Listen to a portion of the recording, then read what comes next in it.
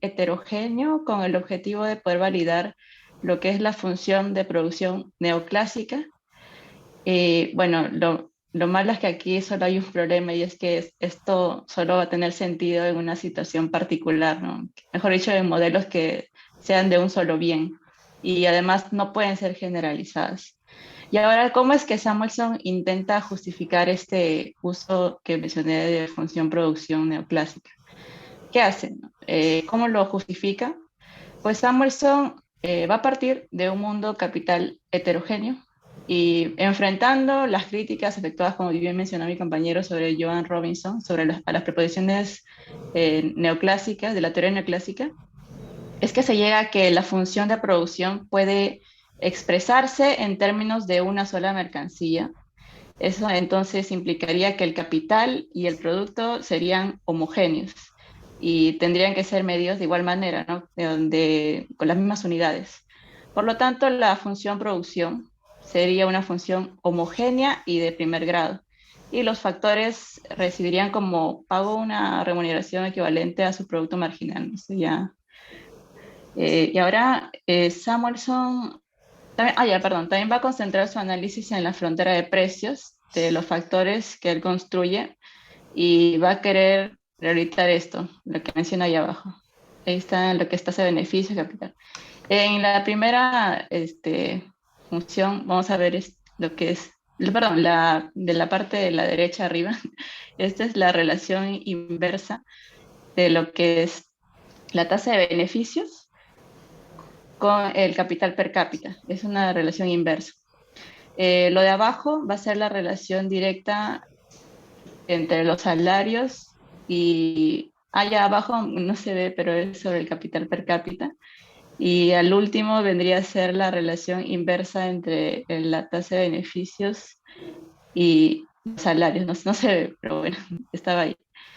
Y al inicio, perdón, me estaba olvidando, también va a querer demostrar las pendientes en cualquier punto, las pendientes en la curva del salario-beneficio, al igual que la elasticidad. Eso mediante ecuaciones que, bueno, no los estoy mostrando en ese momento, solo quería mencionarlos. Pero entonces, ¿cuál fue el error? Siguiente, por favor.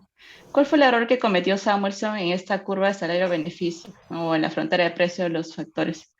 El error fue que supuso la uniformidad en los coeficientes del trabajo y capital que eran requeridos en la producción de bienes, ¿no? De ambos sectores. Sin embargo, se reformuló la ecuación de salario-beneficio y se obtuvieron tres curvas. Ahí está la reformulación y las curvas están al costadito. Donde Samuelson solo pudo hacer una, que es cuando la pendiente o el cociente es igual a 1. Y no lo pudo hacer cuando era menor o mayor a 1. Y bueno, ¿qué quiere decir que sea menor a 1? Bueno, perdón, en estos tres casos ya. El primero sería que si es mayor, perdón, no menor, si es mayor, la composición orgánica del sector de bienes de consumo, si es mayor, también sería mayor a la del sector de bienes del capital. Si es menor, obviamente sería lo contrario. Y si es igual, es que tanto la composición orgánica del sector de bienes de consumo vendría a ser igual a la del sector de bienes de capital. Y bueno, ahí acabaría con esto. Pasaría ahora con el siguiente capítulo, que es el enfoque de Solow y la crítica de Nelly. Ok. Aquí vamos a ver de qué trata primero, ¿no? Él intentó evitar el problema de la inversión del capital utilizando el análisis de la tasa de retorno de la inversión de Fisher. Se basó en planteamientos fisherianos como son la decisión de inversión de una empresa, que dice que son un problema intertemporal, y también que dijo que todo el capital es circulante, ¿no? O sea, no existe como esto, capital es inversión, ¿no? Y ya, ¿cómo intentó ahora solo evitar este problema de la medición del capital? Lo hizo usando el marco intertemporal. Solo continúa con este pensamiento fisheriano, como dije, de la ausencia del factor del capital y de una teoría de la inversión. Y esto va a prescindir del uso de la función de producción neoclásica y del concepto de la productividad marginal de los factores capital y trabajo. Y al igual que Fisher, solo se van a concentrar en el análisis del retorno de la inversión. Eh, bueno, plantea lo que es la tasa de interés, que va a ser R, después voy a mencionar, y en una medida, es una medida, perdón, es una medida precisa de la tasa social de retorno de los ahorros, que vendría a ser el RO. No lo puse, creo. Abajito está. Ahora, sobre el modelo de la economía de Solo, va a ser de forma matricial. Y aquí va a usar dos técnicas que son conocidas. Ahí está bajito, está chiquito. Técnica alfa y técnica beta. Donde A y B van a ser las matrices de coeficientes de insumos interindustriales de orden n y A0, B0 van a ser los vectores de fila de requerimientos directos de trabajo. Bueno, solo va a intentar demostrar que la tasa de interés va a ser igual a la tasa de retorno de ahorro. La tasa de interés va a ser igual a qué. La tasa de interés, perdón, la tasa de retorno, lo mismo, la tasa de interés de cambio va a ser igual a la tasa de retorno. Lo voy a intentar demostrar mediante las ecuaciones de la derecha. Ya, Y bueno, correcto. al final llega a eso, todo está todo largo. Pero aparte de que lo llegó a demostrar, también se dio cuenta de la poca o nula importancia, ¿no?, que tenían los problemas de la medición del capital y del uso que le daban a la función de producción. Todo bien hasta aquí, pero ¿cuál fue el error que cometió? Siguiente, por favor. El error que cometió Solo es que con el resultado y la demostración no se logra determinar la tasa de interés o la tasa de beneficio, ¿no? ¿Y por qué sucede esto? Pues porque para utilizar ¿cómo se llama? La tasa de retorno, para utilizarlo es necesario que los precios dependan de la tasa de interés. Y para la existencia de esos precios, primero se debe conocer el correspondiente valor de la tasa de interés de cambio. Y ahora solo falló en eso. En su intento de poder demostrar que la tasa de interés es una medida precisa de la tasa social de retorno sobre los ahorros. Ya. Existió una relación con Samuelson, sí, y es que no pudieron dejar el contexto de un solo bien, como había mencionado al inicio. Samuelson también se había equivocado en eso. Y ahora, ¿qué tiene que ver Nell con esto? Pues según él, hay algo rescatable, ¿no?, que se puede decir, o algo importante en su teoría de la tasa social de retorno sobre los ahorros. Y es la proposición de Solo. Debería interpretarse como una demostración de que la teoría de Fisher del ahorro y de la inversión puede ser insertada en el modelo del salario-beneficio, que es lo que estamos viendo. Y ya, bueno, aquí acabo. Gracias. Sí, profesora. Bueno, ahora voy a hablar acerca de lo que nos enseña la controversia de los dos de Cambridge, ¿no? Bueno, básicamente nos dice que no se conoce la naturaleza del capital y por ende no podemos medirla, ¿no? Al tener capitales distribuidos heterogéneamente es imposible eh, llegar a una medición exacta de estos, ¿no? Por ejemplo, le doy un ejemplo súper rápido. eh, Imaginemos que tenemos, bueno, según la función de la producción, tenemos el trabajo y el capital. Entonces, si es que nosotros queremos saber el valor de nuestro capital, tendríamos que ver, lo podríamos homogeneizar entre todos los factores, ¿no? Y cuando lo homogeneizamos, lo que estamos haciendo es poner el precio en función al factor de distribución. Entonces, por eso, por ende, el precio también está constituido por los costos de insumos, salarios y ganancias, ¿no? Y básicamente esa es la contradicción que se llega. Entonces, ¿qué planteaban estos dos de Cambridge, ¿no? El primero del MIT en Cambridge, Massachusetts, y el otro de la Universidad de Cambridge con Robinson eh, y Schaffer, ¿no? Básicamente ellos pertenecían a una escuela que veía el cambio, ¿no? Había ahí el efecto del reswitching. Siguiente, por favor. Siguiente. Ok. Básicamente, ¿en qué consiste el capital reversing y el reswitching, que significa reconversión? Básicamente, Samuelson lo plantea de esta manera, ¿no? Si, si tenemos dos tecnologías en la cual invertimos diferentes cantidades, lo más lógico es elegir la tecnología con la cual el costo sería diferente, ¿no? Pero aplicando ingeniería económica, tenemos y teniendo en supuesto de que en la producción final es igual, tenemos que el costo va a ser afectado por la tasa de interés de beneficio, R, ¿no? Entonces, haciendo ahí un análisis, vemos que de 150 a 100 para tasas de interés muy altas y para tasas de interés muy bajas, la mejor técnica es la A, que es lo que normalmente se escogería con la teoría neoclásica. Sin embargo, existe una brecha ahí desde el 100% al 50%, donde la técnica B, aún teniendo un costo más alto, es más recomendable que la anterior. No, es muestra de la reconversión que existe en el capital y en especial en los costos. Siguiente, por favor. Entonces, esto es lo que ocurre, ¿no? La técnica uno es más efectiva desde 0 a R1, desde unas tasas más altas, y en tasas más bajas también es más efectiva, ¿no? Se convierte en tiene mejor tasa de retorno de capital. Y si vemos, por ejemplo, la comparativa entre el costo de B dividido entre el costo de A, existen dos puntos en la gráfica a la derecha donde son iguales los costos.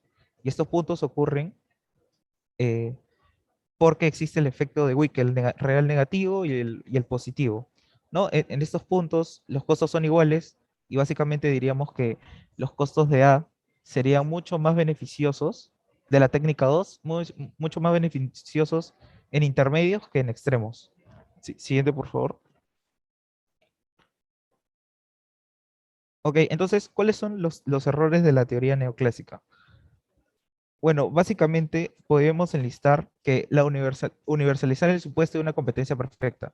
Ellos se basaban en planteamientos previos que tenían con respecto a las competencias ideal, ¿no? Que existían varios productores y la misma cantidad de compradores para cada uno, ¿no? Después, los supuestos de competencia constante y escala. Igualmente, creo que relacionado con el primer punto, nos dice que estas competencias tienden a ser lineales o muy poco variables con respecto al tiempo de que se ejecuta, ¿no? Lo tercero es que trabaja sobre estados estacionarios, que son estados simplemente donde siempre se va a tener las variables siempre van a ser constantes. Y por último, no se toma en cuenta otros factores, ¿no? Como los mecanismos de oferta y demanda, la escasez de productos, la economía local. Y por último, el efecto del reswitching que ya hemos mencionado anteriormente.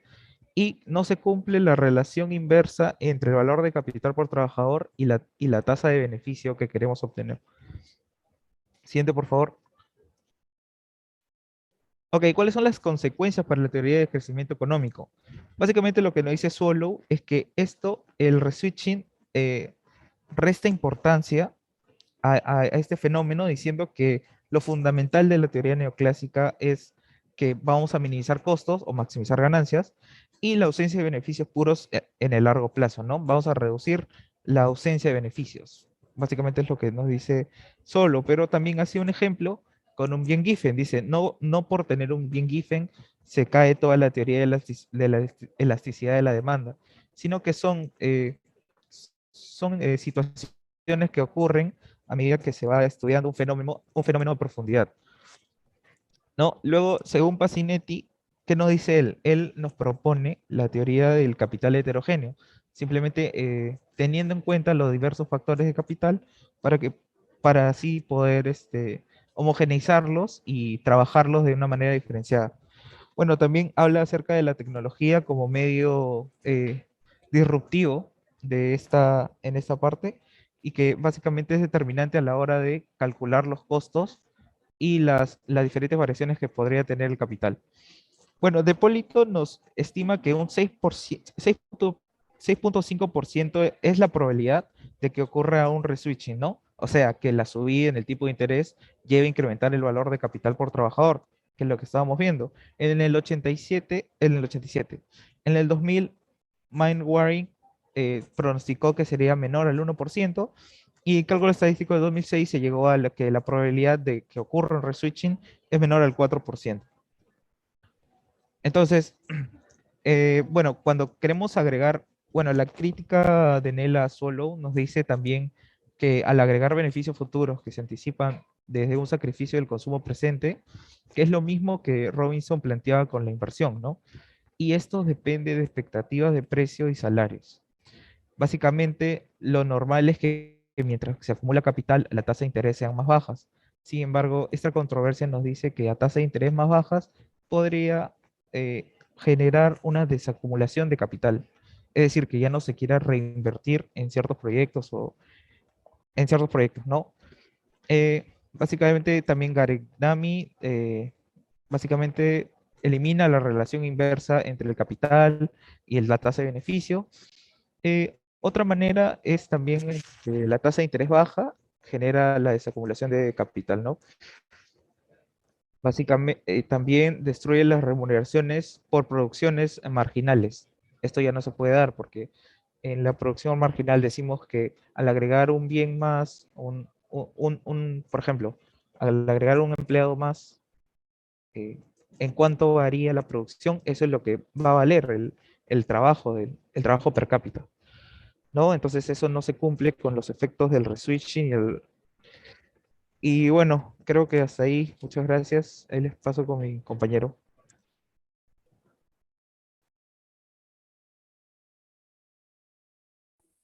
Buenas tardes, compañeros. Buenas tardes, profesora. Bueno, a mi parte me toca exponer los modelos de crecimiento con capital heterogéneo. Vamos a hablar del modelo de Kaldor y Mirrlees.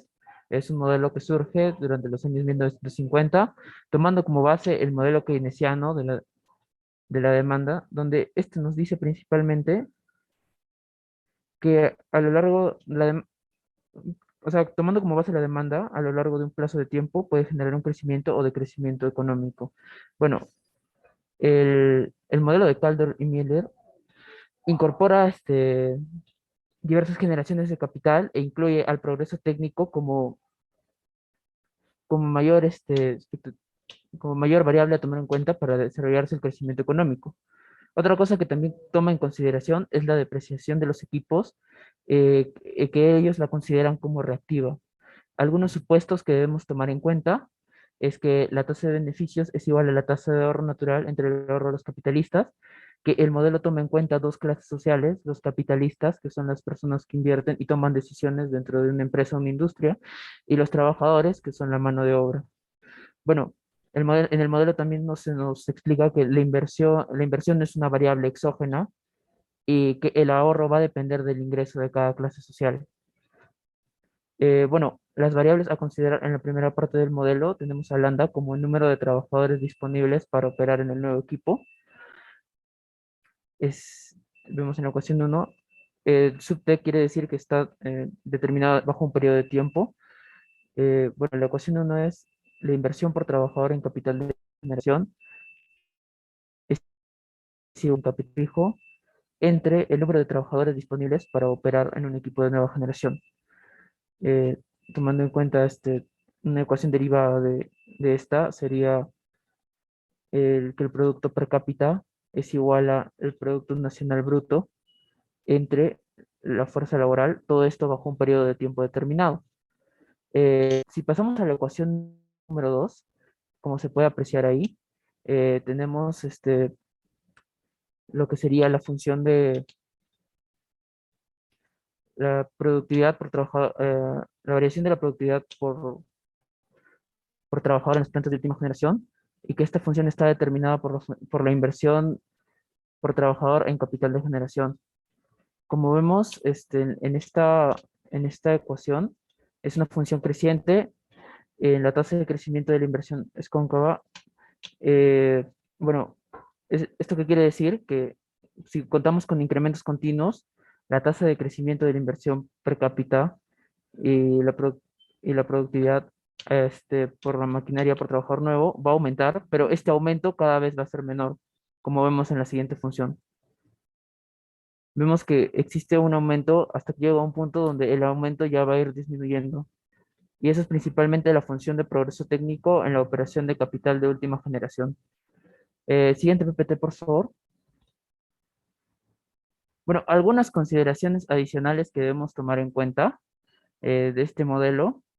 bueno, radican básicamente en vamos a denominarlo actores secundarios de esto, como son los inversionistas. Los inversionistas son las personas que toman, eh, van a tomar decisiones eh, estas decisiones van a influir mucho en el impacto que va a tener la empresa.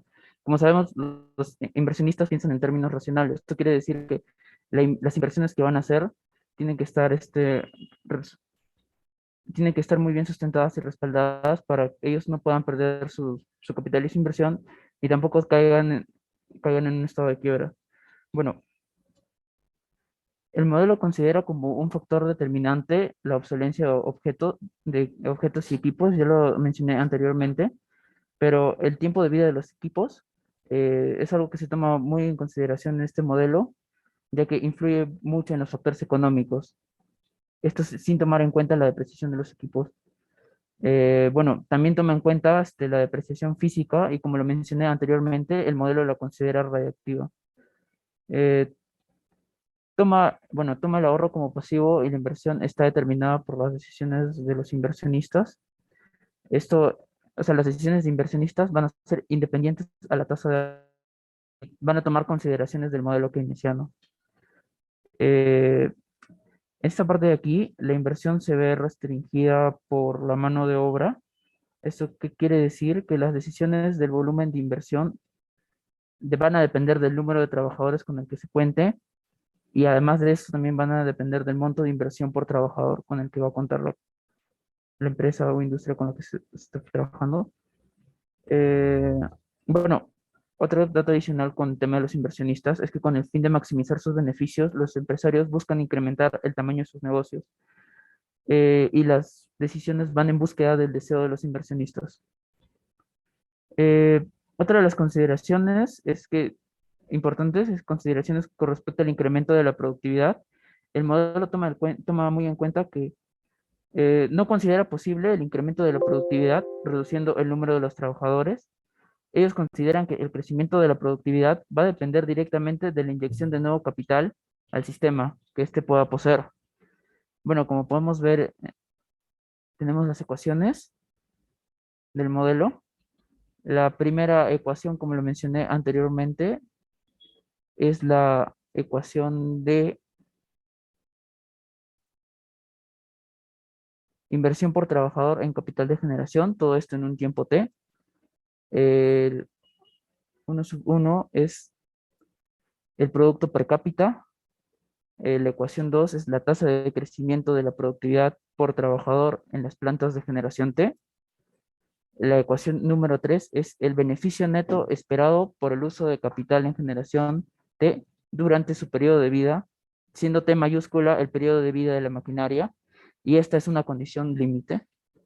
La ecuación número 4 es el beneficio bruto generado por el uso de capital de generación durante H. La variable H son los primeros años de funcionamiento de los equipos. En la ecuación 5 tenemos participación de los beneficios en el producto. En la ecuación 6 tenemos la fuerza laboral empleada, todo esto durante un periodo T. En la ecuación 7 tenemos el producto total en el periodo T. En la ecuación 8 tenemos a la masa salarial. En la ecuación 9 tenemos la tasa salarial. Y en la ecuación 10 tenemos la dinámica de la fuerza laboral. Y por último, en la ecuación 11 tenemos a la tasa salarial esperada en el periodo futuro T. Eh, Como lo mencioné anteriormente, el periodo futuro T es el tiempo de vida de la máquina. Bueno, como vemos, tenemos a las variables endógenas.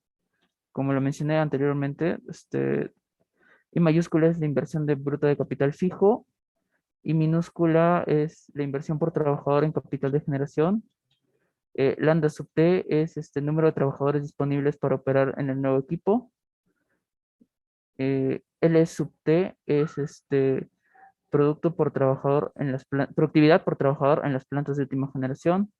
W sub T es la tasa esperada de salario. El B, el B y Y sub T son los beneficios en el ingreso total. Y bueno,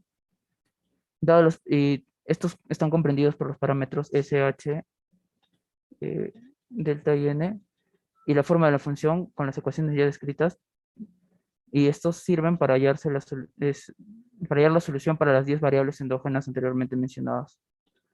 Eh, bueno, sin más que agregar, por mi parte, le doy el pase a mi compañero. Buenas tardes. En esta parte voy a continuar la explicación, pero esta vez con el modelo de Solow. El modelo de Solow mm, es un otro modelo para un crecimiento de capital heterogéneo. Bueno, hay unas consideraciones que se deben tomar en cuenta, ¿no? Primero, este modelo fue planteado para ser un modelo sin sustitución directa entre los factores. Bueno, se asume que en cada periodo se produce un único modelo de bienes de capital. Más adelante voy a explicarlo mejor. O sea, la obsolencia que mencionó mi compañero no va a ser considerada para este caso. Y una vez que se cumple un plazo de vida económico, que básicamente un periodo de tiempo, en este caso va a ser el tiempo T, esos capitales se vuelven obsoletos. No es la obsolencia que mencionó, sino obsoleto es que no va a tener mucho impacto económico, por así decirlo. Bueno, algo que también había que agregar es que los bienes de capital que se plantean para este caso, para este tipo de modelo, duran para siempre, pero tienen un periodo de duración económica. Eso es básicamente su tiempo de mercado. Se entiende por ello. Para este modelo hay algunos supuestos más que quiero detallar. El modelo asume que en cada periodo se debe construir una cantidad determinada de bienes de capital homogéneo. Básicamente que por cada cierto tiempo el valor del dinero va a ser el mismo, pero solo para la cantidad de dinero que se emite en ese momento. Como si por el dinero del año pasado valiera menos que el dinero que se va a sacar en el próximo año, ¿no? Es lo que se refiere. Y claro, no se puede comparar en su medición económica porque tienen un valor cognitivo, un valor distinto, ¿no? En otras palabras, para poner en el caso práctico ya, una producción per cápita de una fábrica, lo que adquiere, mejor dicho, y usa capital de última generación, es mayor en relación a las fábricas que operan con capital más antiguo, aunque sea la misma fábrica. Si está operando con, la- con el dinero más nuevo, va a valer más. Otro supuesto planteado sería que los bienes de capital, bueno, físicamente no se gastan, o sea, no se deprecian. Sin embargo, tienen un periodo de duración económica porque, como lo mencioné, si una empresa va a buscar que su empresa valga más, ¿no? Por eso va a evitar tener capitales antiguos que básicamente no valgan mucho en el mercado. Bueno, pueden pasar a la siguiente diapositiva. Vamos a volver luego para el gráfico. A ver. Para ello solo plantea una primera fórmula, ¿no? Una primera ecuación. Primero, ahí vamos con la fórmula derecha, la primera. La economía emplea un número de trabajadores, en este caso sería LT, ¿ya? Para producir una cantidad Y. Además, una parte del producto se ahorra a base constante. Y el ahorro de economía en el periodo T debe ser igual a la inversión. Ahí ha sido un error mío, porque ha sido L, no es I. Bueno, asimismo, se necesitan una función de E, que se basa en el tiempo también, de los trabajadores para operar una unidad de capacidad productiva, de la generación del mismo modelo de T. Si se dan cuenta, todas las funciones están en base a T o en un periodo T mayor, porque es lo que va a definir realmente si que un capital sea más nuevo o no. Se va a que vale más en este caso. Bueno, pasando a lo que son las variables del mismo modelo, tenemos la que son S, que es la tasa del ahorro, el, bueno, P, bueno, SP, tasa de progreso técnico, el G, la tasa de crecimiento del producto, L en el crecimiento de la fuerza laboral y el A es un coeficiente de expansión de la capacidad productiva. Todas estas son variables que a algunos momentos se les va a tomar como constante, pero en la mayoría de los casos no, al menos para este caso no. Las variables endógenas para este caso también son la I sub t, Y sub t, que también lo mencionó el compañero, WT y el periodo TET. Los parámetros, al menos del modelo, en este caso la tasa de ahorro, el crecimiento y la fuerza laboral, todos están basados y se le va a tomar como una especie de periodo inicial, que van a ser el E sub 0 y el L sub 0, ¿no? Que tienen una función creciente para estos casos. Bueno, pasando con la tercera fórmula, la producción per cápita en una fábrica con capacidad productiva de generación T tendría a ser igual a una derivada de la función planteada al inicio, ¿no? Y reemplazando el primer valor como dije que es un valor creciente, que depende primero de la tasa de progreso técnico y del tiempo, pero van a estar elevados, bueno, van a ser la potencia de un E a la elevada a ese número. Y bueno, en este caso, como 3, la derivada es la inversa. Como arriba fue negativa, abajo es positiva. Bueno, puedes pasar a la primera anterior. Claro, gracias. Bueno, ahora, para explicar esto, tengo que explicar un poco del estado estacionario, ¿no? Que es, a diferencia de los modelos neoclásicos, en los que la relación capital-producto se ajusta para permitir la convergencia del equilibrio a largo plazo, este modelo no la poseen, sino que se habla propiamente de lo que es un stock de capital agregado. Porque, ¿por qué se habla de stock en este caso? Pues los periodos de tiempo son distintos y van a valer más, ¿no? Como lo mencioné, pasa tiempo y se va devaluando, pero no se va depreciando, por así decirlo. Vale menos, pero no se deprecia. Bueno, aquí básicamente lo que muestra la gráfica es en el eje horizontal primero, se presenta el empleo generado por cada generación de capital. Y en el eje vertical se presenta el producto por trabajador. El producto medio de la generación de capital fabricada en el periodo T es mayor que el producto medio de la generada en el periodo T-3. O sea, se da cuenta que mientras va pasando el tiempo, o sea, vale menos, ¿no? Lo que mencioné al inicio. Para ello para el momento T, diré, se construye un rectángulo de base E sub 0 por E a la menos P por T, que vendría a ser nuestro IT. Es decir, la fuerza laboral necesaria para operar la capacidad productiva de la generación construida en el mismo periodo. Y bueno, y su altura es el producto por trabajador en las fábricas de generación T. Que vendría a ser la inversa, ¿no? E sub 0 a la menos 1 por E a la E por T. El área interior del rectángulo es equivalente o es igual a la capacidad productiva de generación, que vendría a ser A por IT, o al producto de plena utilización de capacidad productiva de la dicha generación, que es la derivada de Y por T. Bueno, me gustaría que mi compañero continúe con la explicación. Así. Vale, continúe. Ok, bueno, ahora pasaremos a las aplicaciones sobre las teorías y conceptos que hemos visto en la primera parte. Como primer ejercicio de aplicación tenemos uno relacionado a la función de producción agregada. Nos dice que, por ejemplo, Estados Unidos produjo alrededor de 12 miles de millones de dólares de Producto Bruto Interno. Además, invirtió cerca de 40 miles de millones de dólares y destinó 244 miles de millones de horas de trabajo para lograr esto. Por otra parte, la tasa de interés nominal del mercado financiero estadounidense en ese año fue de un 5% y el precio del salario medio fue de $12 la hora. Bueno, y nos dice como dato que si la economía de Estados Unidos se puede modelar mediante una función de Cobb-Douglas con un coeficiente de 1/3, nos pide determinar las siguientes preguntas. Primero, ¿en cuánto crecería la economía de Estados Unidos si se impulsara un aumento del 10% de las horas trabajadas?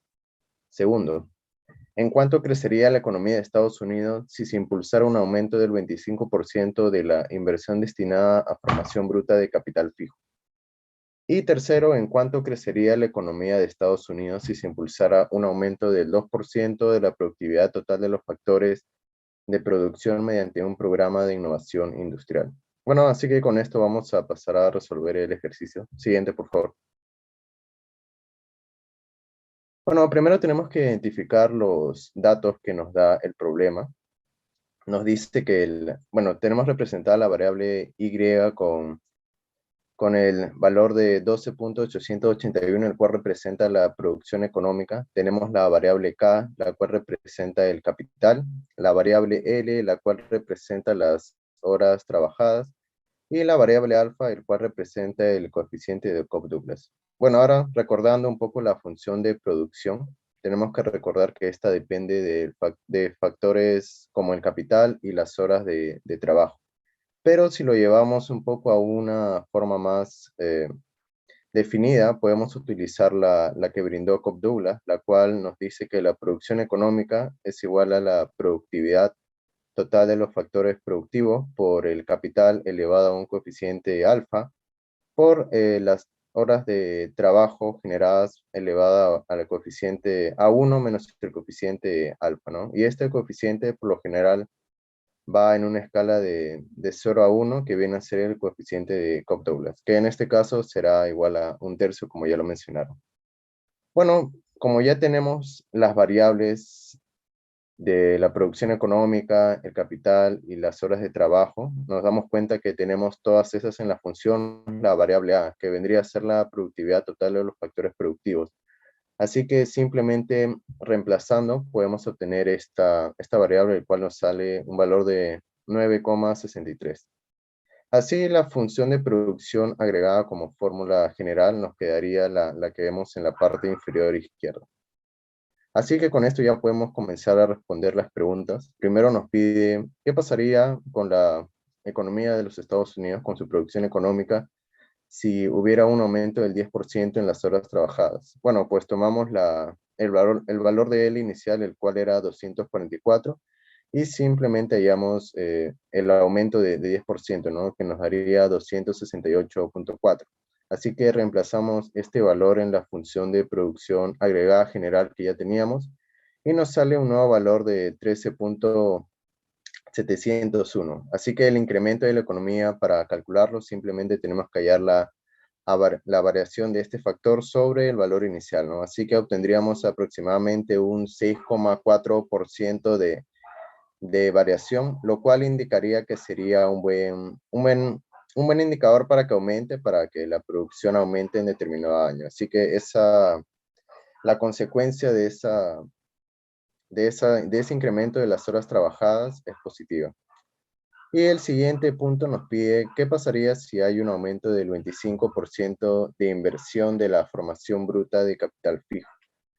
Aquí va más que todo relacionado con la variable capital, así que hacemos lo mismo que en el punto A, pero ahora para la variable K, lo cual nos traería un valor de 50,105 aproximadamente. Y simplemente lo reemplazamos en la función de producción agregada, obteniendo una producción económica nueva de 13,894. Siguiente, por favor.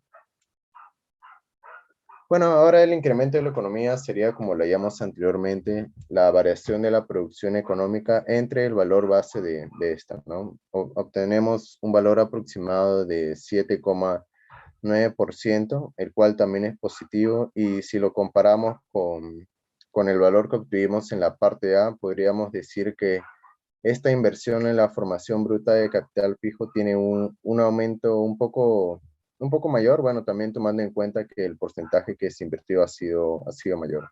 Y por último nos pide, ¿qué pasaría si hay un aumento del 2% de la productividad total de los factores de producción?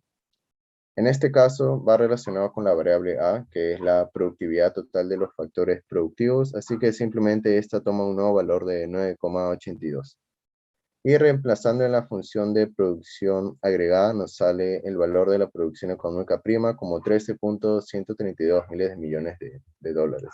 Así que el incremento de la economía sería nuevamente la variación de la variable de producción económica entre su valor base. Y obtenemos alrededor de 2%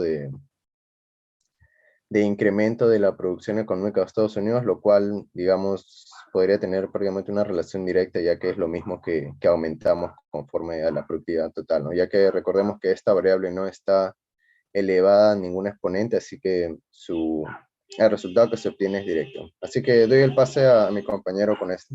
Gracias.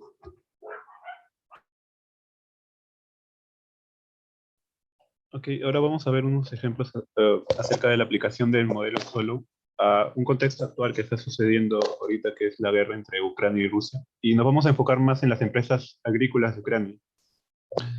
Para ser más específico, vamos a hablar de los cereales de trigo, que es lo que más exporta Ucrania. Bueno, el contexto primero es la guerra entre Ucrania y Rusia, y que estos dos países son los grandes productores de granos del mundo. Esta guerra ha traído como consecuencia, o bueno, más que como consecuencia, con el contexto se sigue dando que la demanda de alimentos sigue siendo fuerte y constante. y que Ucrania está reduciendo su oferta mundial de cultivos. Y empresas agrícolas del extranjero están obteniendo grandes ganancias a raíz de esto. Aparte de eso, también se está dando un mal clima, principalmente en Sudamérica, que hay sequías en algunas zonas, que afectan a los países productores de ese tipo de cultivo. Siguiente diapositiva, por favor. Ya bueno, ¿esto qué ha traído como consecuencia?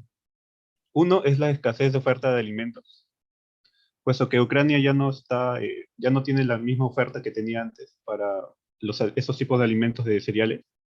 Aparte de eso, los otros países, por ejemplo, los de acá de Sudamérica, no pueden ofertar la misma cantidad que tenían antes por la sequía. Y y las empresas que están cubriendo ya están agotando su stock, ¿no? Bueno, también el incremento de los precios mundiales de alimentos.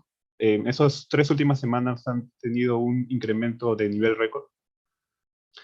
También ha ocurrido inflación de los precios de cultivo y inflación en los salarios. Inflación de los salarios quiere decir más que nada que los trabajadores o las personas que trabajan en este ámbito están teniendo más dinero por los contribuyentes, ¿no? Las grandes empresas, quiero recalcar. Y la rápida inflación y todo esto está ocasionando una rápida inflación, y eso podría ocasionar la destrucción de algunas industrias. Siguiente diapositiva, por favor. Ya, ok. Ahora, específicamente el modelo de Solow.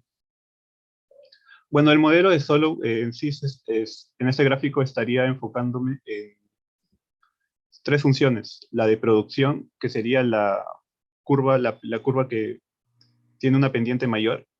La que sigue sería la de inversión o la de ahorro. Y la que es una recta sería la de depreciación. Bueno, ¿qué está sucediendo actualmente? Y el punto, perdón, entre la depreciación y la curva de la inversión sería el estado estacionario. Y ahora, ¿qué está sucediendo actualmente? Pues en Ucrania la producción se sigue viendo constante, pero la inversión está disminuyendo. Por lo que estaría una parte más adelante en la gráfica de lo que tendría que estar el punto estacionario. ¿Qué es lo que dice el modelo de Solow, perdón?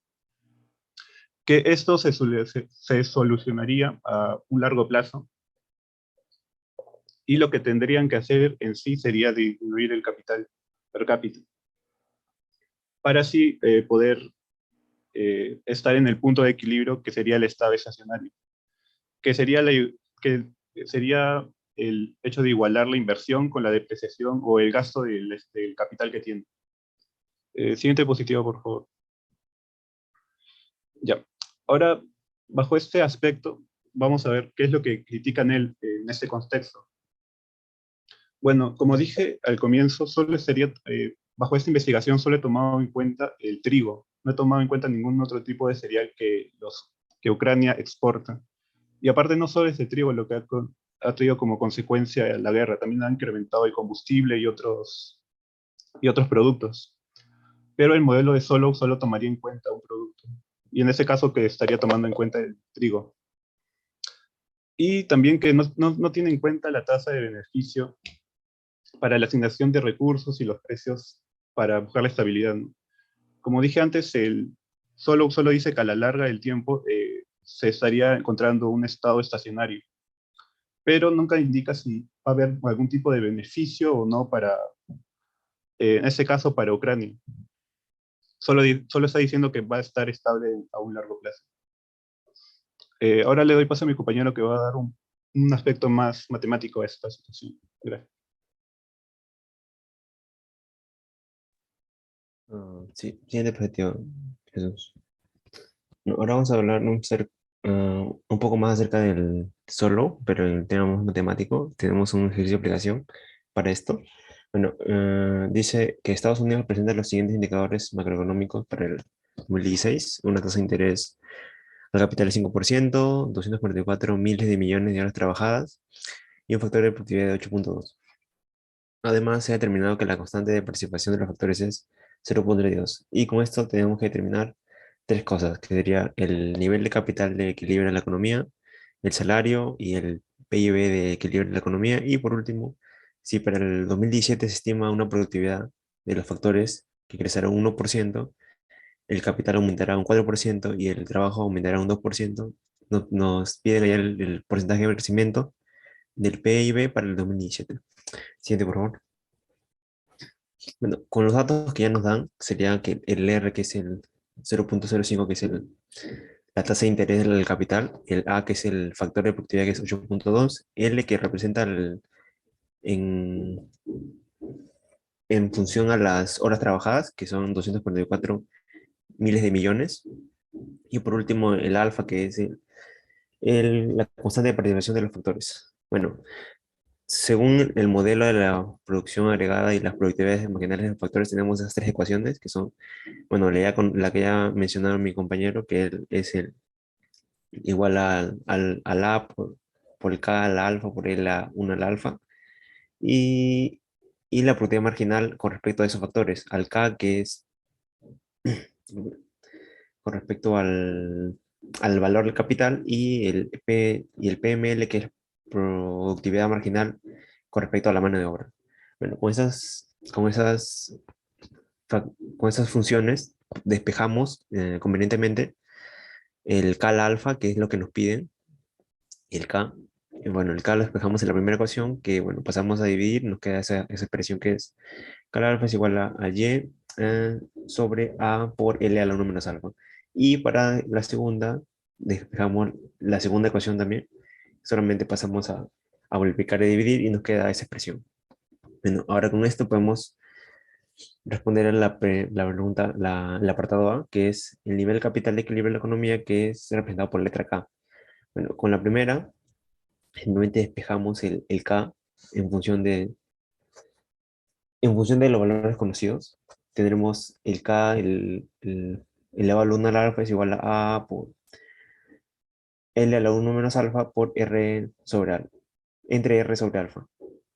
Ya, eso como les ha sacado, básicamente lo que se ha hecho es reemplazar el Y de la segunda obtenida en la primera y y se ha pasado todo en función de todo acá solamente a un lado.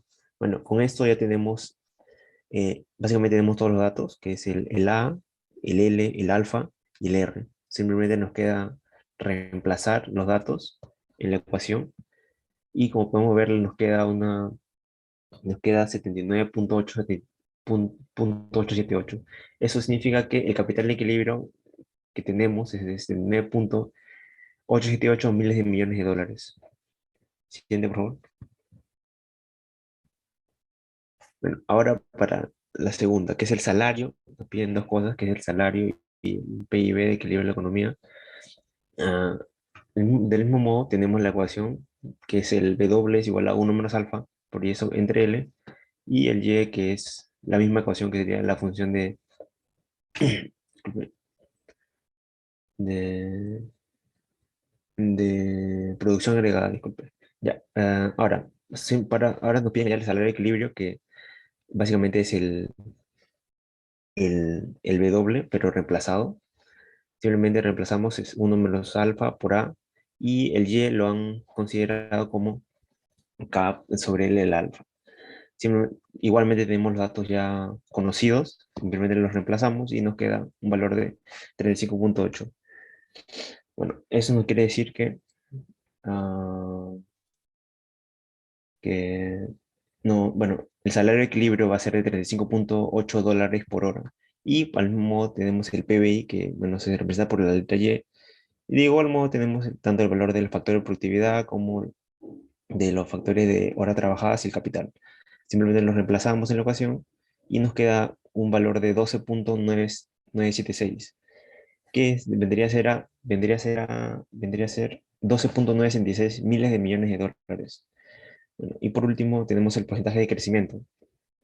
Ya, nos dicen que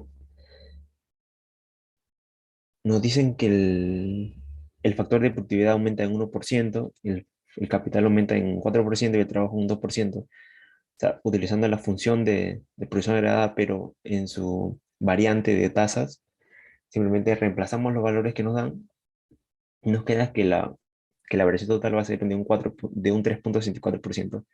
Eso no quiere decir que en la economía básicamente va a crecer ese valor, 3,54% de manera anual. Bueno, esto sería todo por mi parte. Le doy paso a mi compañero para que concluya con la exposición. Sí, para finalizar la exposición, pues eh, hay que entender de que las teorías de este señor, el señor Polo, son teorías importantes desde el punto de vista de la teoría económica, pero los ejercicios de los que hemos estado hablando últimamente también son importantes porque de alguna forma son una herramienta para entender, ¿no?, a qué se refieren estos modelos. Entonces, si hay algo con lo que deberíamos quedarnos, digamos, pese a todas las ecuaciones y toda la teoría, de repente es este gráfico, ¿no?, que muestra la relación entre los principales factores. La depreciación, una función del trabajo y una función del ahorro, ¿no? En la siguiente diapositiva, por favor, vamos a ejemplificar un último ejercicio y vamos a suponer que tenemos esa función de producción, ¿no? Además tenemos la tasa de crecimiento de la población. Vamos a suponer que es una población económicamente activa, una tasa de depreciación y una tasa de ahorro, ¿no? Entonces vamos a hallar la producción y el capital per cápita en estado estacionario y cómo varían el crecimiento el crecimiento de la producción y del capital también, ambos per cápita. Siguiente diapositiva, por favor. Bien, entonces, primeramente para tener una variable per cápita, lo que se hace pues es dividir la producción entre n, entre la población, y obtenemos pues la ecuación alfa, ¿no?, que es 80K a la 0,5. Ahora, por teoría dijimos también de que en la condición de equilibrio se cumplen ciertos aspectos, ¿no? Y para resumir, pues una relación que muestra todas las condiciones de este punto de equilibrio o de este estado estacionario se muestra en la ecuación beta. Y dado los datos que tenemos por ejemplo, de la tasa de crecimiento n, la depreciación d y la tasa de ahorro s, reemplazando tenemos los valores del capital y la producción, que son 25.600 y 12.800, ambos per cápita. Ahora, según el problema nos dice que tenemos un valor de K igual a 18.000, entonces este valor es menor que el valor que hemos calculado. Entonces quiere decir que no estamos en el punto de equilibrio o en el estado estacionario.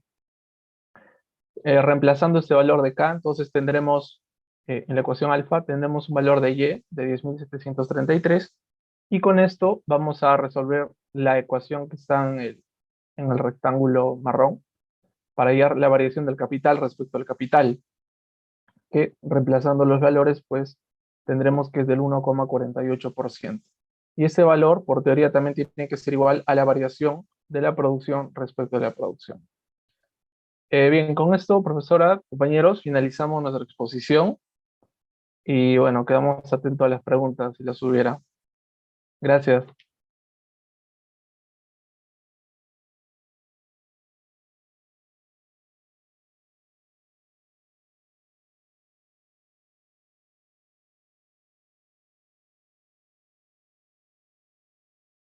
Profesora, es su micrófono.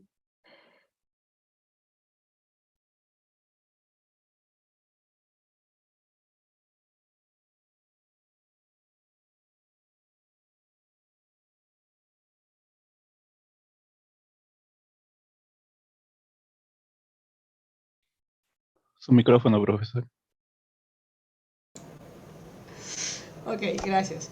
Bueno, esta exposición, este tema ha sido muy rico, muy bien explicado, con mucha sencillez y es así como tiene que tratarse las cosas, más que nada viendo pues que se entiende, ¿no? Al final somos ingenieros y esto es entendible de una manera más fácil, creo yo, para los ingenieros. No me imagino en la universidad, qué sé yo, que no son ingenieros, que no es ingeniería, cómo están entendiendo y trabajando con todos estos modelos, estas aplicaciones, y lo hacen muy bien, ¿verdad? Entonces, qué bien. Vamos a pasar la lista para que nos alcance el tiempo para la discusión, que es la parte más rica de esto. Déjenme ver. ¿Dónde estáis? ¿Dónde estáis? A ver.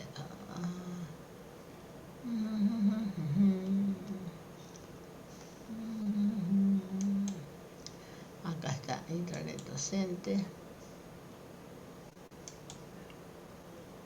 Ya.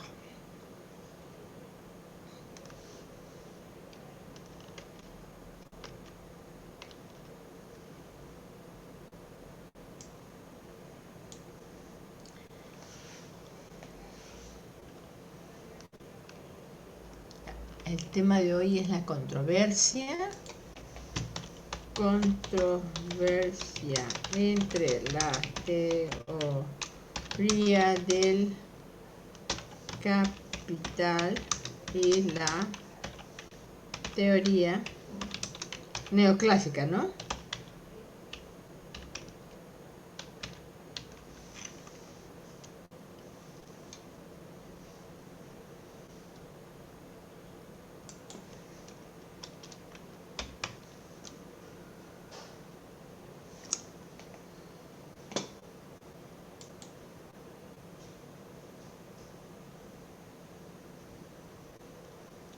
A ver, vamos a compartir.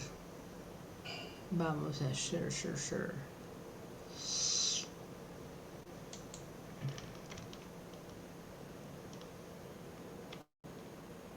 Vamos a Zoom. Vamos a compartir share screen. You cannot start the screen share while the other participant is sharing. Mr. Jesus Quispe, thank you. Okay. Pickpack. Acá vamos, share. Ya.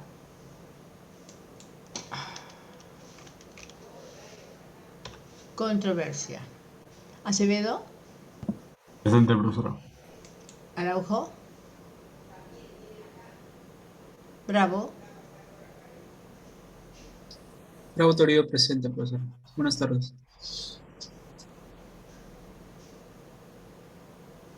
Ok. Bravo. Cáceres. Condori. Condori presente. Durán. Presente, profesor. Espinosa. Florian. Presente, profesora. Ya, ¿dónde es Florian? Acá está. Fuentes.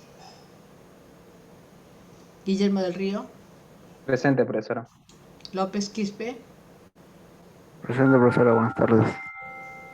López Quispe. Sí, profesora, presente. López Quispe.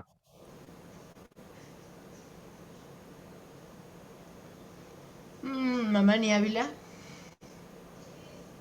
Mamani Cruz. Profesora, disculpe, Mamani Ávila presente. Mamani Ávila Cruz. Presente, profesora.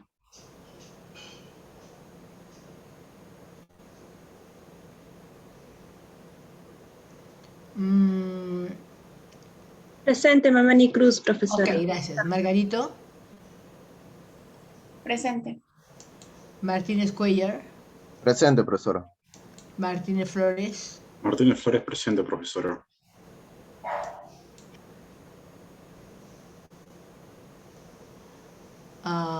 Miranda. Presente, profesor. Morales.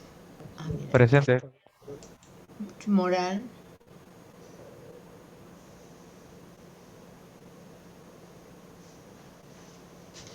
Morán.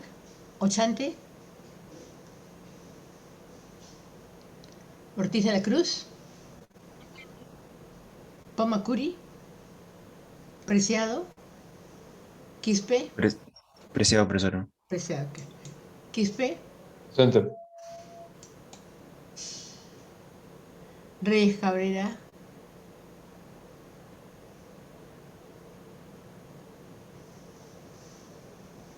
Reyes Cabrera. Rixe Ramírez. Presente. Rixe. Sí, profesora, presente.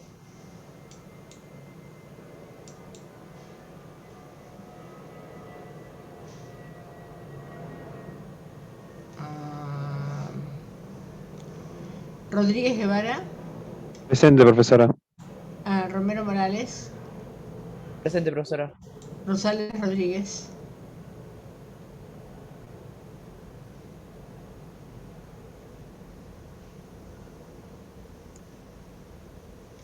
Rosales, Silva, Torres, Torres Oscanua, Torres Caguatocto, Sí, profesora. Presente.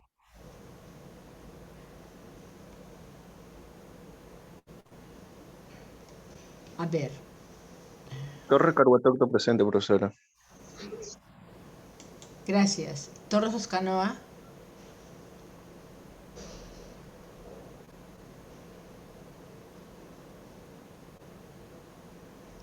muy bien. Profesora, Yarlaque, disculpe, Fuentes presente.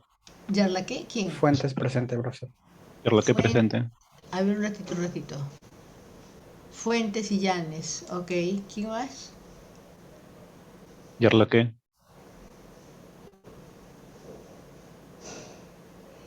A ver, Yarlaque. ¿Dónde está Yarlaque? Acá. Ok, muy bien, Yarlaque. A ver, Profesora, Arturo Yarlaque Ramos, muy bien. disculpe, Torres Oscana presente. Ok, ya. Muy bien, veamos. Silva Espinosa no se encuentra. No se encuentra. Profesora, disculpe, Diga. 8 presente, profesora. Ok, llegamos. Gracias.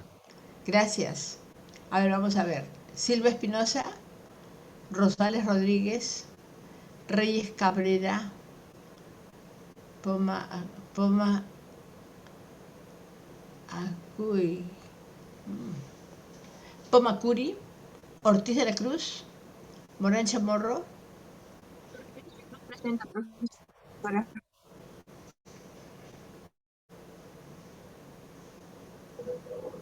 Profesora Espinosa, Espinosa diga. presente, disculpen. Ya está bien, muchas gracias. Cáceres Sánchez, Araujo Mendoza. Presente, ingeniera Cáceres. Cáceres Sánchez. A ver, no se encuentran Araujo, Morán, Ortiz, Poma,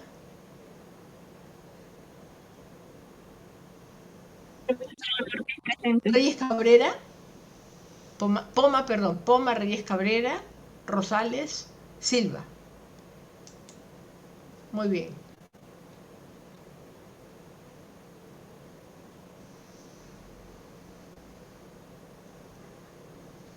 Ya, vamos saliendo.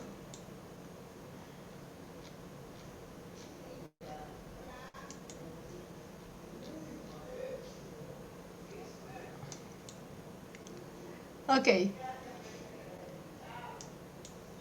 Veamos.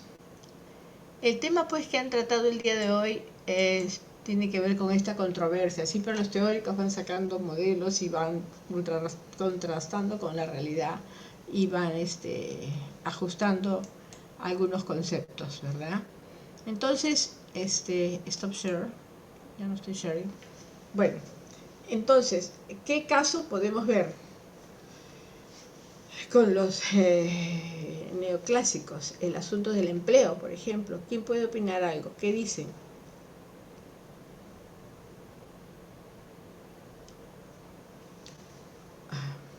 Ya pues, ahora viene el problema, hacerlos hablar. Hacerlos hablar. A ver, Catherine Ortiz de la Cruz, ¿qué nos dice?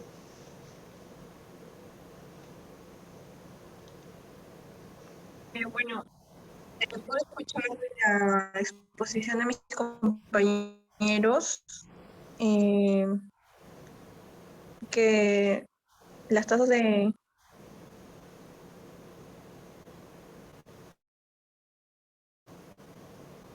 ¿Qué?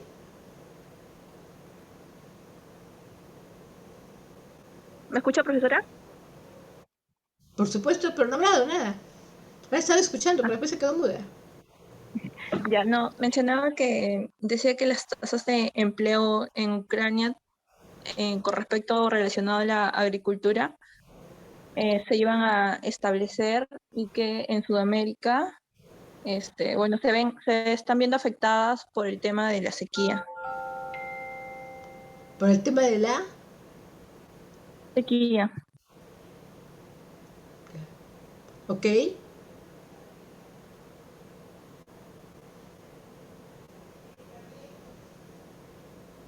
Ya pues. Bueno, eso es lo que pude escuchar de la exposición, profesora. No, pero ¿qué ha entendido usted?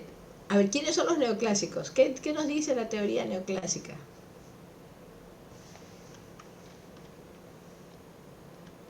Profesora, bueno, en líneas generales, nosotros hablamos de que en cuanto al valor, por ejemplo, en la teoría neoclásica se contemplan las variables de oferta, la demanda, los precios y el suministro, ¿no? Ahora, en cuanto al empleo, bueno, el empleo pues depende básicamente de eso, ¿no? De las condiciones de la demanda y la oferta. En este caso sería oferta de trabajo y demanda de trabajo. Ya. Por ahí estaría la relación.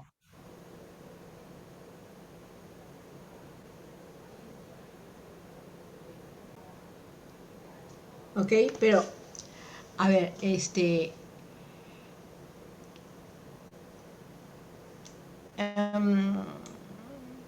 ¿qué cosa es lo que nos dice la distribución, la teoría de la distribución y la función de producción neoclásica, por ejemplo? La teoría de la distribución. ¿Qué es lo que pesa? Las bases de la teoría, ¿no? Habla de los sistemas de preferencias, la tecnología disponible, los factores, la cantidad de factores disponibles.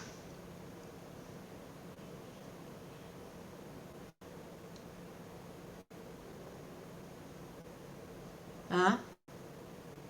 ¿Qué dicen? Profesora, si habla de los factores, creo que serían, en ese caso, para Solo, los que toman principalmente es la producción, inversión o ahorro y la depreciación. Y todos ellos están dependiendo del capital por trabajo. Capital. Todo se basa en las consideraciones de capital, ¿no? Y entonces en una economía donde no hay capital, ¿cuál es el rol que juega pues la inversión, por ejemplo, ¿no? ¿Cómo está aquí el enfoque de Solo, por ejemplo?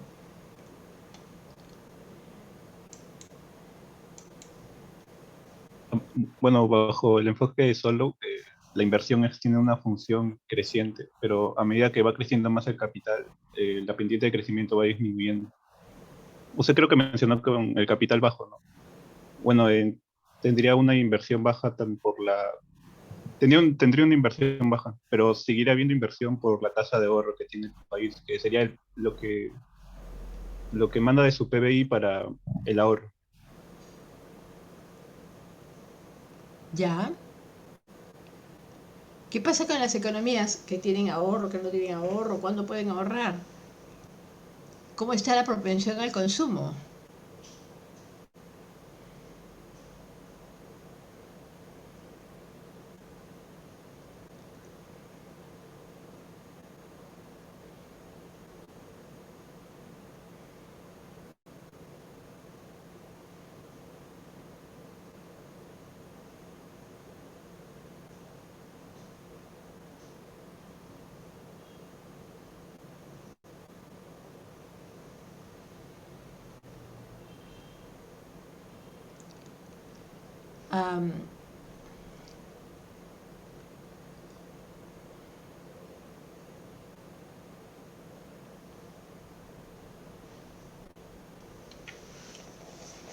¿Qué relación hay entre los precios, la tasa de interés?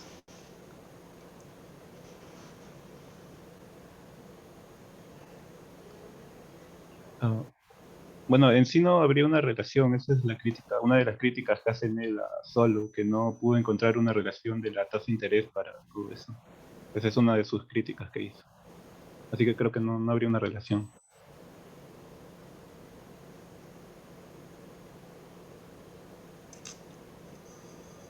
¿Mm?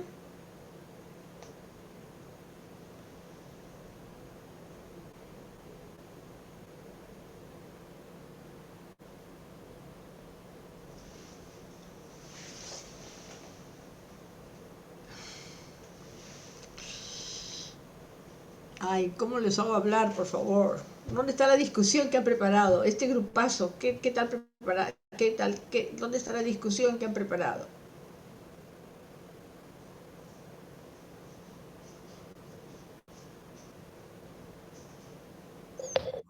Profesora, más que discusión, creo que es algo que me di cuenta cuando estuve investigando, es que solo toma la tasa de ahorro como una constante, pero según lo que yo veo, esto podría variar. Como me basé más en la investigación en la producción de Ucrania, me di cuenta que la tasa de ahorro está variando. Eso afecta bastante a la interpretación de las intersecciones de las funciones que mencioné. Eso afecta bastante la variación de la tasa de ahorro. Y solo lo toma como una constante. Lo toma como una constante, Sí, ¿no? y para mí tendría que variar, bueno, en el caso de Ucrania, pues, la parte de agricultura que estaba investigando. Claro, por ejemplo, ¿no? Y acá mismo en Perú, ¿cómo se ve en Perú?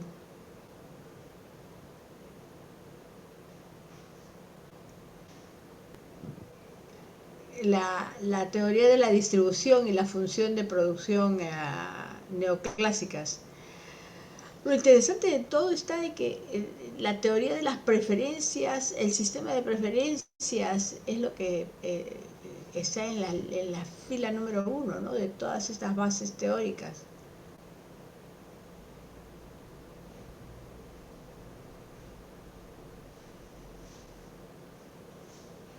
¿Eh?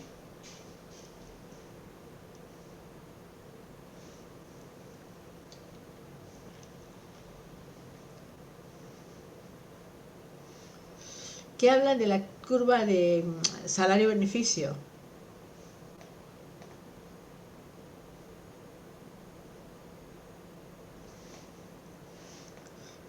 Otra vez función de producción y frontera de precios. ¿Qué pasa con los precios?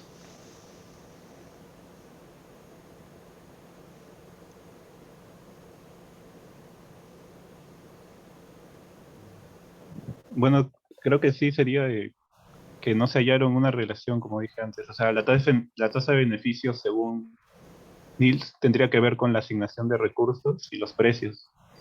Y pues solo uno lo toma en cuenta. Entonces, lo que se entiende en este capítulo, que pues, O sea, hay otra cosa más que discutir, ¿no? Profesora, Samuelson, por ejemplo.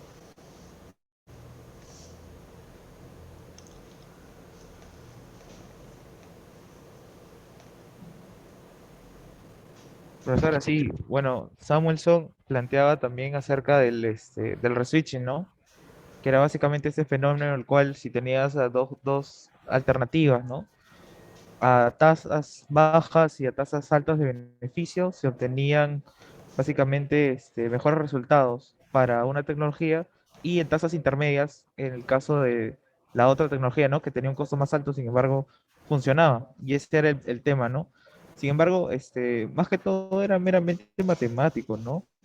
Claro, Porque la discusión la empezó Robinson diciendo de que estaba mal el cálculo de los neoclásicos al interpretar de esta manera tan simplista, ¿no? La relación del, del, eh, remuneración per cápita por la tasa de beneficio, pero era muy simplista decirlo de esa manera. Entonces ahí cambió todo con el efecto del reswitching, ¿no? Y más que eso, es como un debate matemático y como le había mencionado también, las probabilidades de que ocurra eso son bajas, ¿no? En el 87 dijeron, Dipólito dijo que era un 6 menor, el 6,5, en el 2000 que era menor al 1% y en 2004 solamente se dan esos fenómenos en menos del 4% de los casos, ¿no?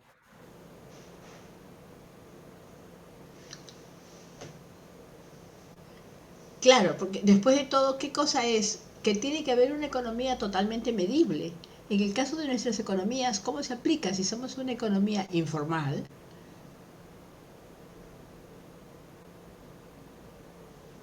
Sí, sí, profesora, justamente también al ver la heterogeneidad del capital, ¿no? Porque no es siempre un caso ideal, como decían los neoclásicos.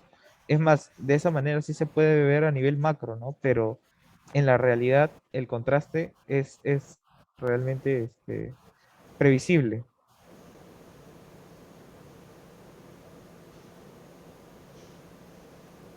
Bien, pero em,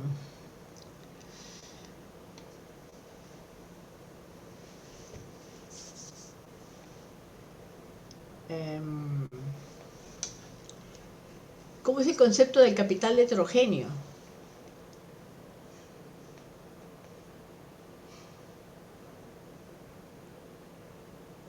¿Cómo entra el concepto del progreso tecnológico? ¿Cómo entra la depreciación de los equipos? Sí, profesora, justamente hay un efecto que se llama el efecto Fisher, que nos ve las tasas reales, considerando la inflación, como usted mencionaba, ¿no? Básicamente este efecto dice, por ejemplo, si tenemos un capital inicial de 100 y a una tasa del 10%, en cierto tiempo te van a devolver 110. Sin embargo, debido a a la tasa real que existe de inflación, los productos que valían 100, ahora en ese entonces va a valer 110. Entonces al final no está ganando absolutamente nada, ¿no? Y básicamente los bancos y otras entidades financieras, al prestar grandes cantidades de dinero, toman este efecto como referencia para cobrar tasas más altas, ¿no? Y hay una relación entre la tasa neta real la tasa neta real con la tasa que se juega de la inflación.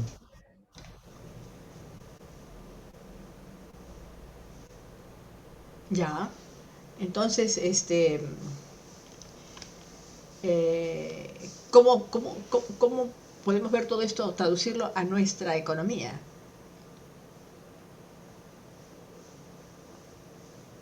Salarios, por ejemplo, ¿no?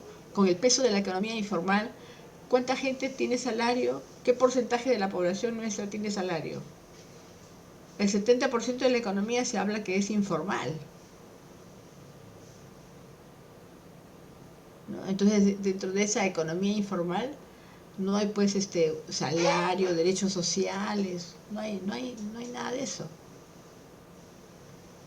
Entonces, todos los conceptos de ahorro, cambios tecnológicos, se podría aplicar en los sectores de punta, pero no en la economía. Y finalmente, lo que podemos decir es que los fenómenos de nuestra economía informal no permiten mediciones, entonces hacer modelos económicos tiene sus limitaciones para nuestra economía. Funciona así para las economías, los sectores de punta, ¿no? Por ejemplo, la minería, las empresas exportadoras de alto nivel. Por ejemplo, ¿a qué empresas les interesaría encontrar profesionales que están en la cuarta revolución industrial, la automatización, la robotización? ¿A qué empresas le interesaría? ¿Al vendedor ambulante, al que hace moliente? ¿Qué porcentaje de la población hace moliente? ¿Cómo elevar su nivel de productividad? Sería extraordinario una cadena, ¿no?, con altos niveles tecnológicos para el productor de emoliente, porque ¿quién en cada esquina, cuánta gente en cada esquina no consume su emoliente, ¿no? Yo lo veo aquí en mi barrio en San Miguel, en la esquina de la avenida Fawcett, frente a los bancos, ahí hay un puesto. Aquí en la otra esquina de la iglesia hay otro puesto de emoliente en las mañanas. Y es negocio, pues a donde están ahí es negocio. Y se les ve muy bien y así sostienen a sus familias y crecen las familias. Ganan más que el que vende periódico, creo. El puesto de periódico, ¿no?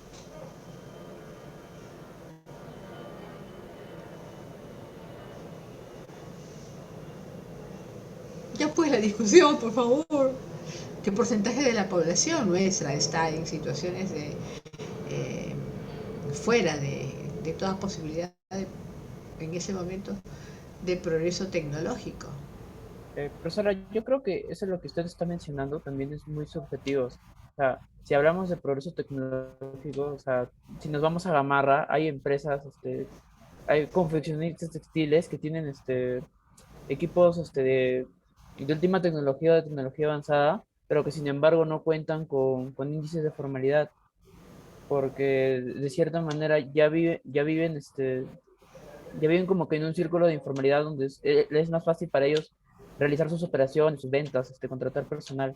Sin embargo, ex- bueno, un poco lo que menciona el modelo de Kaldor es que eh, los capitalistas siempre son los que toman las decisiones para seguir creciendo. O sea, yo creo que hasta cierto punto en la misma informalidad te estancas porque como que los contratos más, bueno, en el Perú los contratos más importantes son los mismos los que se realizan con el Estado. Entonces, de cierta manera, la formalidad, vamos a decir que tiene el pro que es invertir en cada trabajador. No, sería la contra porque es un gasto adicional bajo la perspectiva del informal. Sin embargo, los pros que tienen ellos son más altos porque trabajar con el Estado es, o sea, una licitación de polos por unos Juegos Panamericanos, vamos a llamarlo así. Son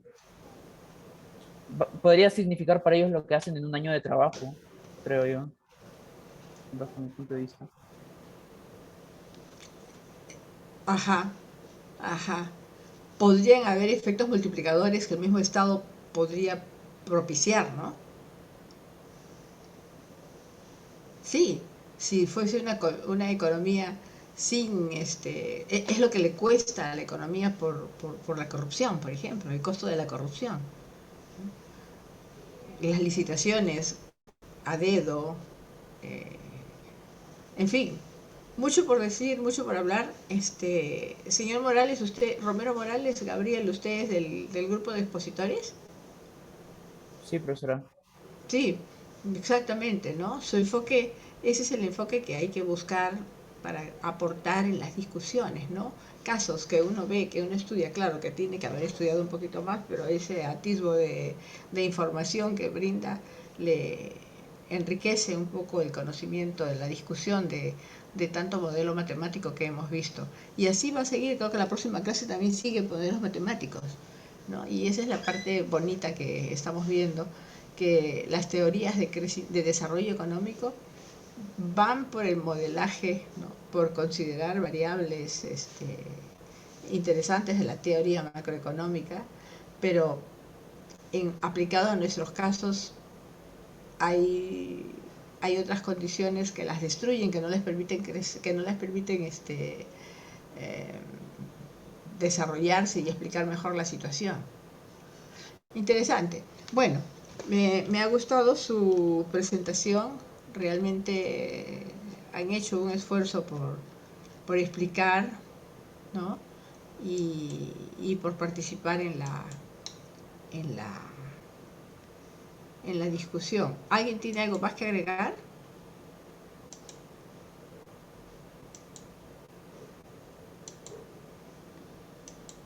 ¿Alguien tiene algo más que agregar? Uy.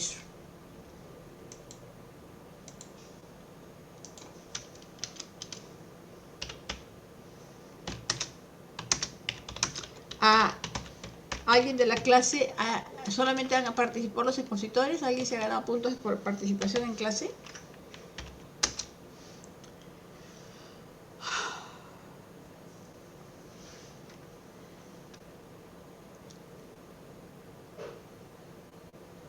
¿Alguien de la clase no ha participado?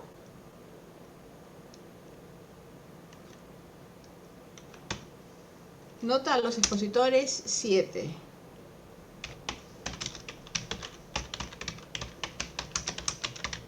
Participación en clase, nadie, ¿no? Nadie. Muy bien. Termina pues nuestra clase, señores. Ha sido un gusto verlos. Y por favor, la próxima exposición, la discusión matemática, la discusión de los hechos reales, la discusión de comparado con nuestra economía, qué datos estadísticos podemos presentar de nuestra economía. Por favor, ¿ok, jovencitos? Pero han hecho un buen esfuerzo, me ha gustado, han visto la nota que les he puesto, 17, y muchas gracias. ¿Ok? ¿Algo que decir? ¿Alguien más quiere decir algo? Profesora, buenas tardes. Manuel Florian, diga usted. Una pregunta. La próxima clase ponen dos grupos. La próxima clase, ¿qué Sí, dice? la próxima semana exponen 2 grupos, porque creo que la exposición de monografía es de la semana 7.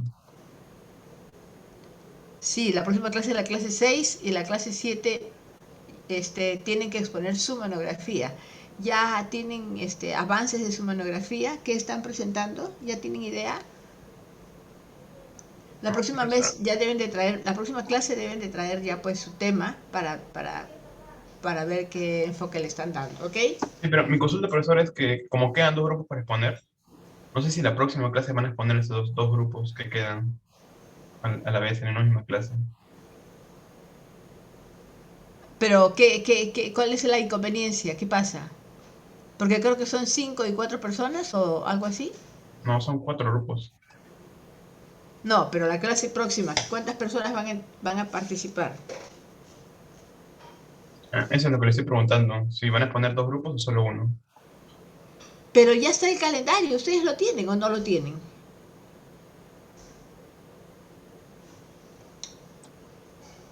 ¿Alguien tiene el calendario? Claro que tienen. Ay Dios, ¿dónde está?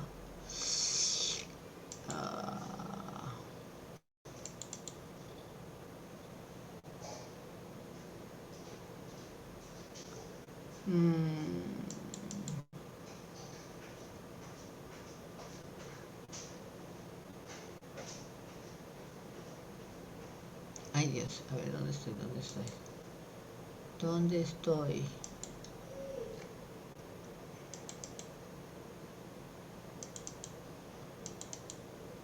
¿Está hablando el delegado? Alumnos. Proyectos y grupos de exposición. A ver. En la semana del 16 es el grupo 3. El grupo 3 es Araujo, Bravo, Cáceres, Florian, Guillermo del Río. ¿Quién más? Araujo, Bravo, Cáceres, Florian, Guillermo del Río, Mamani Ávila, Martínez Flores, Rixe.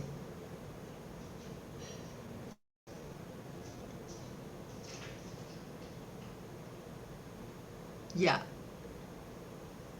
¿Qué pasó?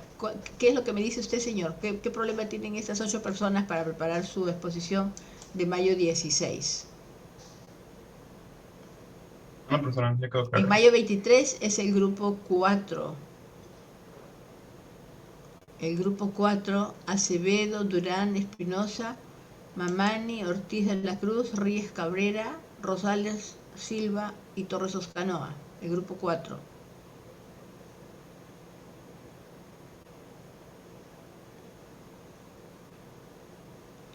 Ah, ¿cuál es el problema? Que en mayo 23 tienen que presentar su trabajo. Hola. Creo que sí choca con el grupo 4 con monografía. Exactamente, el grupo 4 choca con monografía. Pero a ver, el tema, en eso tiene razón, pero no debe de chocar, porque no debe de chocar. Entonces, vamos a ver cómo está el sílabo. Ay, ay, ay, ay, ay, ay, ay, ay, ay, ay, ay, ay.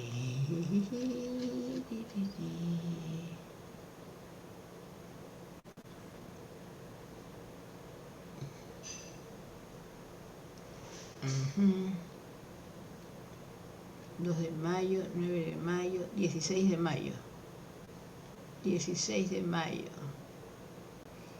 Ah, por eso mismo está A, pero ya lo tienen en el sílabus, mire. A ver, share. Ya lo tienen bien claro. ¿Ustedes están trabajando con el sílabus? Ya estaba escrito. Cuando hemos estado conversando, yo no. Lunes 16 de mayo, Expo 3 alumnos y Expo el grupo 4. 3 alumnos o 4 alumnos.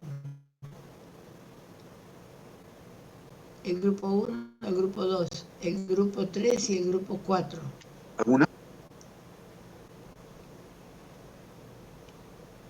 el grupo 3 y el grupo 4 exponen en la semana 6.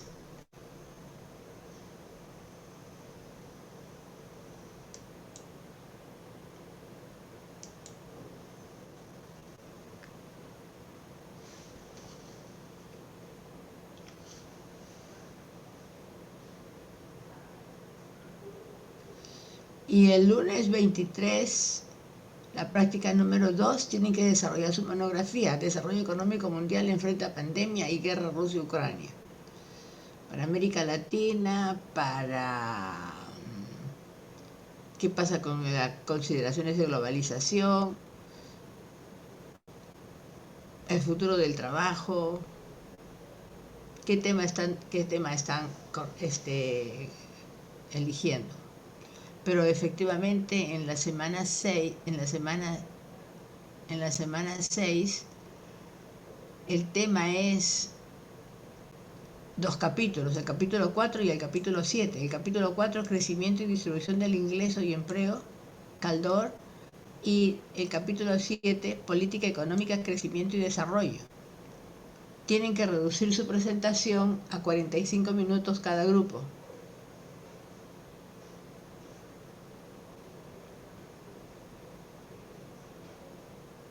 Y en esos 45 minutos, pues la teoría la van a brindar de una manera rápida para poder enriquecer su discusión.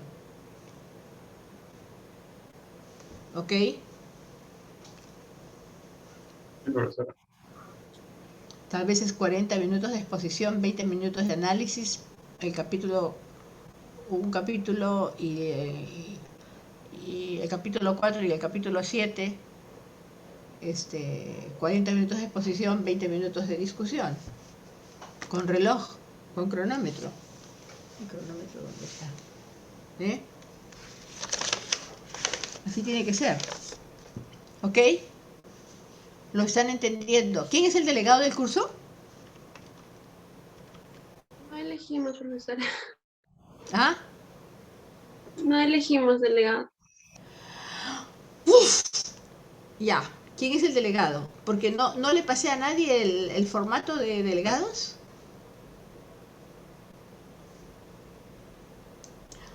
Wow, no le pasé a nadie el formato de delegados. Ahorita lo necesito, Dios mío. ¿Quién es voluntario de delegado? Delegado, por favor. Elegido por unanimidad. Uy, tengo que mandar un formato de delegados. Este curso no tiene delegado, no puede ser. A ver, ¿quién es el delegado formal? ¿A quién proponemos? ¿A quién proponen? A ver, yo propongo el último que figura en este cuadrito. Ya se están yendo.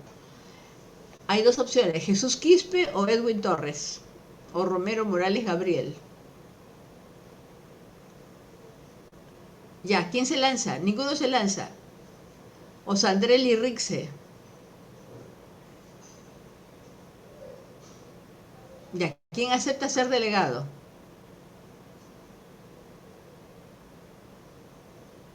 ¿Gabriel Romero acepta ser delegado?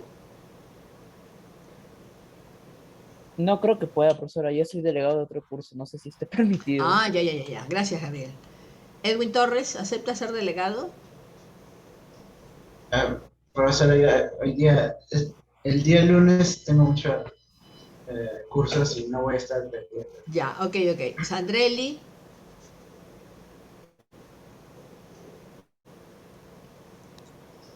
Está bien, profesora. No escucho, ¿qué dijo? Está bien. Nuestro delegado. A ver, ¿alguien se opone a que Sandrelli sea delegada de curso? Así le va a salir más fuerza a la voz a Sandrelli.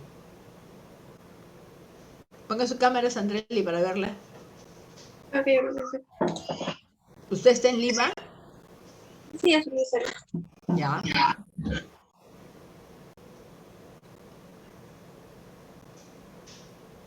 Bueno, ¿alguien se opone a que Sandrelli sea delegada de curso?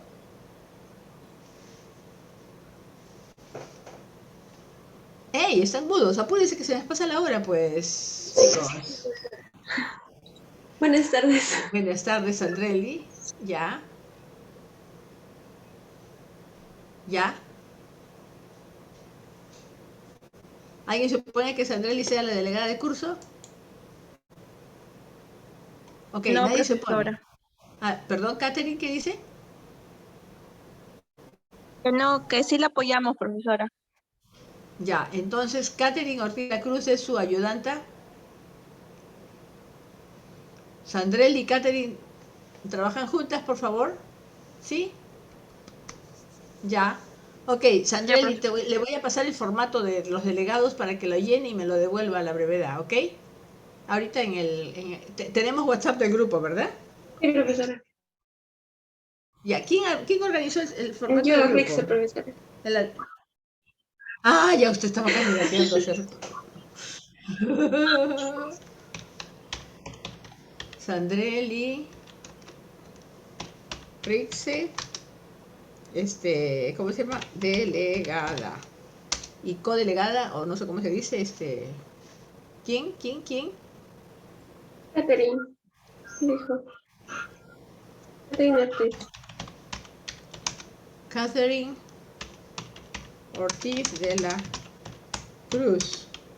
Es su apoyo técnico, subdelegada, no sé qué. Subdelegada creo que le ponen. Codelegada, subdelegada. Muy bien, señores. Les paso en un momentito el formato para que llenen ambas, ¿ok? Listo. Si nadie se opone, por unanimidad ha sido elegida, ¿verdad? Aplausos pues ya. Y nos retiramos. Chicos, ¿están o no están? Caramba.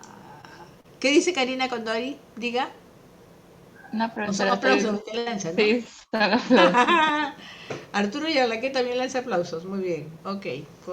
Con aplausos de toda el aula. Muchas gracias. Bye bye. Gracias por su apoyo. Edson, han estado muy bien en sus exposiciones. Y muchas gracias. ¿Están colgando o me están pasando las exposiciones para colgarlas?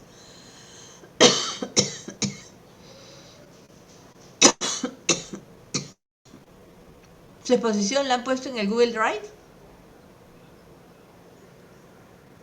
Oye, están mudos. No hay Google Drive, profesora. No hay Google Drive, profesora. Ya. Ok, voy a abrir un Google Drive y les paso en el correo, okay, en el WhatsApp. ¿Ya? Ahorita lo hacemos. Ok, un abrazo, los veo el próximo lunes. Bye bye. Hasta luego.